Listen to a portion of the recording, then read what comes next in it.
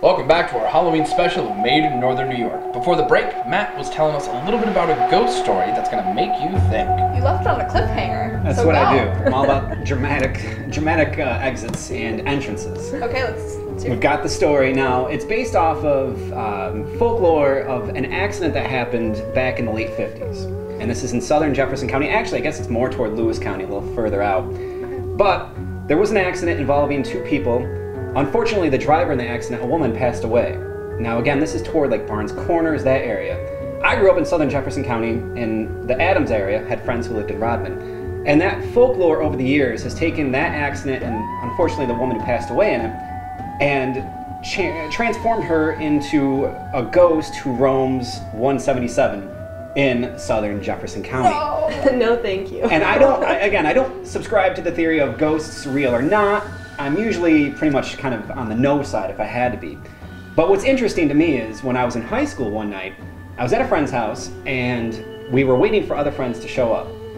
Those friends were late, and they were late, and they kept getting a little later and later and later, and finally they did show up. Now, I'm not too old, but this is back before cell phones were everywhere. All right, I'm a little old. I was gonna say, A little old, but it's back before cell phones were pretty much common. You can't go anywhere now without your cell phone. Right. Back then, that wasn't the case. So we couldn't call them because they didn't have cell phones. We just sat and waited. Finally, they do show up, and they all, four of them who were in the vehicle at the same time, trying to go down 177 in the Rodman area, all of them had the exact same account of what happened. So they show up and we're like, "You're late. Why are you late? What's going on?" All of them said, "Well, we saw a woman on the side of the road walking, and it's, random to see, and they pull over, yell to the lady. She keeps walking. They yell some more, she keeps walking. So then finally they get back in the car and they kind of catch back up to her. But by the time they pull over and get out, she's further down the road. They keep screaming, "Do you want to ride? Where's your car?" Nothing, nothing, nothing. They finally decide to give up and come back down to see us. They pull in again, they tell us exactly what happened, and before anyone could say anything else, my friend's dad said, "That's Tug Hill Annie."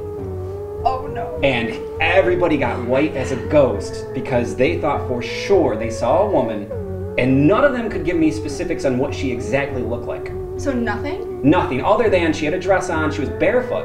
All of them said that, and they knew what part of 177 in southern Jefferson County where they saw the woman. But everything else, they couldn't give me a description of the face, they couldn't give me specifics on any hair. Tug Hill Annie's very famous in that section of southern Jefferson County. And a lot of people know the folklore, and again, it's kind of based off of something really tragic that happened not in that area.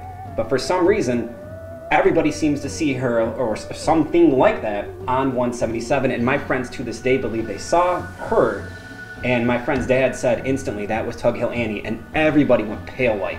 I've heard of this, and I've heard multiple people tell me that they've seen Tug Hill Annie on 177.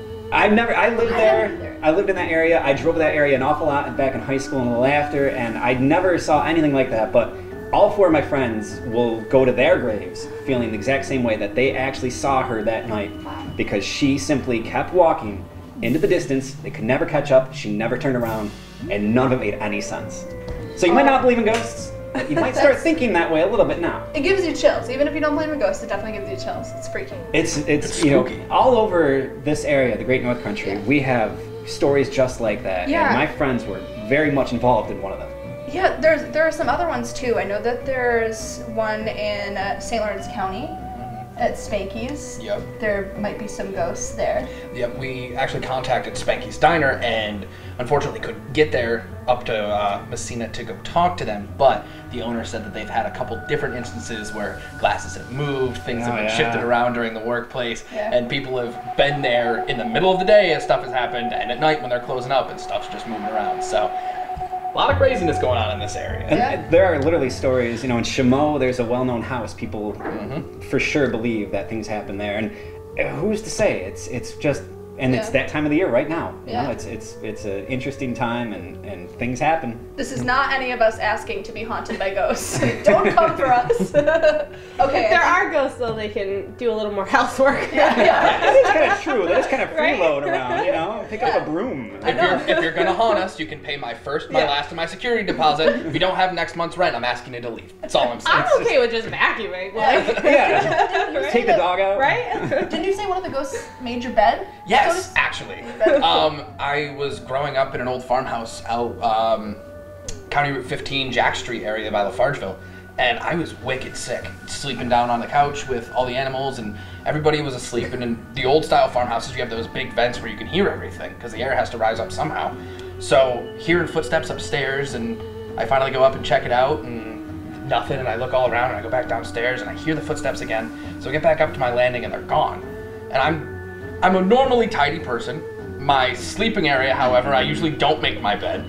Usually out and about just trying to do whatever. And I got into my room and my bed was made. And then I saw an older gentleman, what looked to be an older gentleman, riding a bike outside by my driveway. And as he got behind my shed, I couldn't see him. He never appeared after that. Huh. He just vanished. Maybe it was a tooth fairy. It's so weird. Making your bed. Why would he make the bed? I don't know. Okay. But That's interesting. You had good ghosts then. yeah. You had one that actually did it. Yeah. Yeah, I was fine with it. I mean, my bed was made. I was a little freaked out because it wasn't that way when I left it. But Oh my gosh. All right, let's make another drink. yes. Okay. So good. this is a more kid-friendly drink. Yeah. The last drink that we made, and the final drink that we're gonna make, number 3, is a little more for the adult side when you have your parties. This is for all of your tiny ghouls that want to enjoy a drink. Pass me the ice, Matt. Absolutely. Thank you. Let's see if I can get this. Okay, we have a cute little. We have a cute little syringe. We got our little glass here. So we're gonna pour the ice in. Ooh, I'm proud of myself for not spilling anything. Thank you.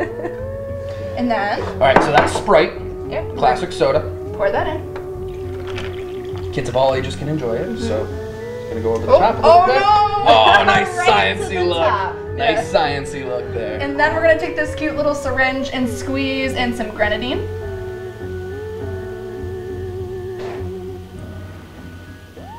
And then the fun part for kids is that you can just let it sit in there, and then they can see the blood go in. And it's the perfect little Halloween treat for a kid. That You looks might have like to try so that much for your fun. kid. Can I try it right now? Yeah. All right.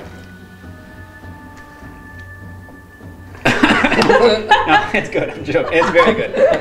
It's very good. My heart. It's very good. Kids will love that. Yeah. Perfect. It's grenadine, Sprite, and ice, and you add the little syringe for a little more Halloween flair. Yeah, it's super fun. Okay, and we have more after the break.